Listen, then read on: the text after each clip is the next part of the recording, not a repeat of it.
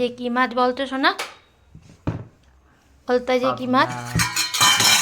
হ্যাঁ, এটা কি মাছ আজকে?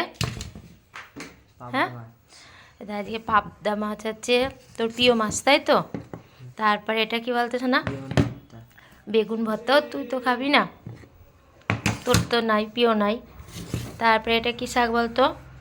বেতের শাক। তাহলে আজকে খাওয়াটা কেমন হবে? হ্যাঁ, অসাধারণ। তাহলে সে কথাই আছে বলতে, কি কথাই আছে বলতে শোনা? মাছ ভাতে বাঙালি, তাই না? খাওয়া দাওয়ায় শুরুতেই যখন বসবো তখন যদি একটু মাছ আর ভাত একটু শাক থাকে তাহলে আর কিচ্ছু আমাদের চাই না। গরম গরম ভাত, গরম গরম পাবদা পোস্ত, বেতের শাক, বেগুন ভর্তা, আজকের এ ক্লাস খাওয়া। আমি সেটা প্রোভাইড করেছিলাম, তার সত্ত্বেও আমার নামে হিয়ারিং নোটিশ ইস্যু করেছে বল, তাই না? আজকে খাওয়া মানে জমজমাটি, দুপুরের খাবারটা।